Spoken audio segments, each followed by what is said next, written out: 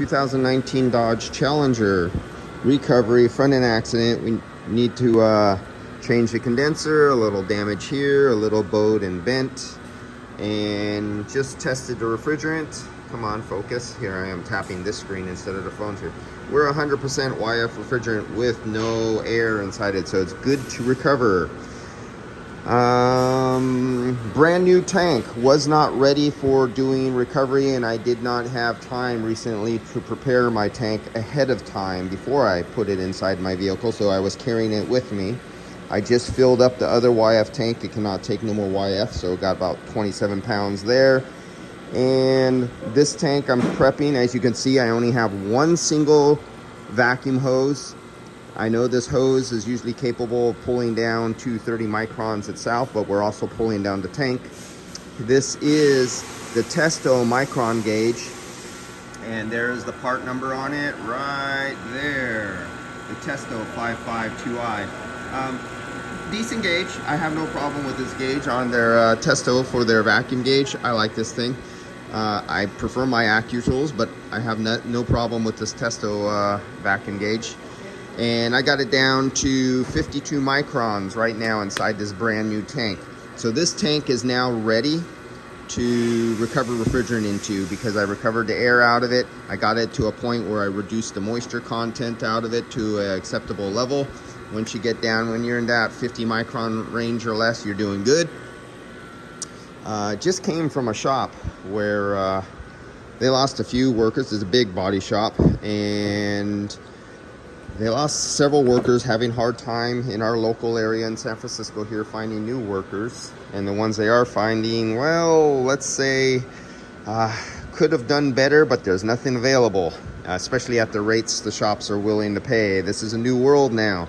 Unless you up the pay rate a good 24 to 30%, I would do exactly what the workers are doing. Quit or retire early. Do something else. Do work at home, because that's what a lot of them are doing. They're finding out, the workers are finding out that they can work from home and do side jobs and make more money than they are making working in a shop.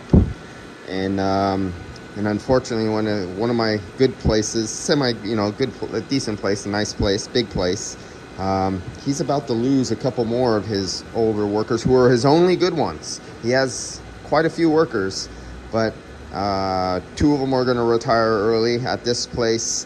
And one of the good ones, he's not ready to retire yet, but he's going to get a job at a facility that is willing to pay him double what he's getting paid, with full benefits, with a pension, with better medical and everything. He's been dying to get into this other place that's willing to pay. And unfortunately, my shop is going to work. I've known this worker for like 20 years.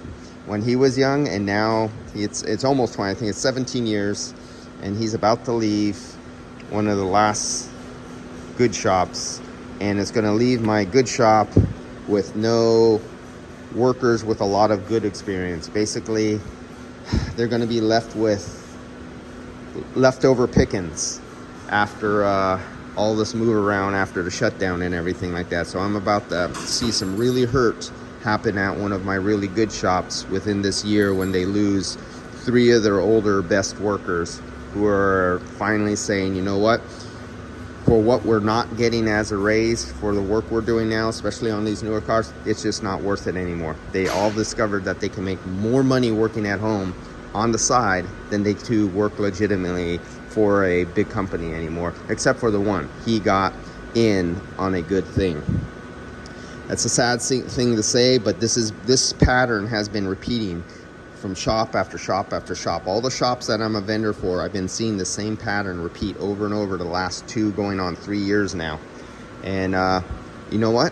I can't blame the workers. If you don't get your raise and you finally got yourself not just a worker wrenching, but if you teach yourself how to do estimating and do communications, guys who have their wives doing their books, who went back to college and take some book courses in business managing, or a wife was already a business manager and she runs an office or something like that, and he lets her do all the paperwork, you are more than set to be on your way to run your own business and make much more money for yourself than you can ever possibly do working for someone. So kudos to those guys who did leave and got out of this business, because I too also recommend guys in the automotive business, go over to commercial HVAC. Get out of the automotive business. You're more than qualified. You just have to learn the basics of AC, but commercial HVAC pays more. If you want 20 hours, 40 hours of overtime, it's available. In automotive, you're screwed, glued, and tattooed. All right, guys, I'll catch you later. I feel sorry for the guys who are sticking in automotive in our San Francisco Bay Area, because you are definitely not getting paid enough. See you guys. Oh, shop owners are gonna hate hearing this, but the truth hurts. We got too many little snowflake, little fairy prima donnas who own shops who can't teach. And I feel sorry for them, because it was good in the last era, in the last generation.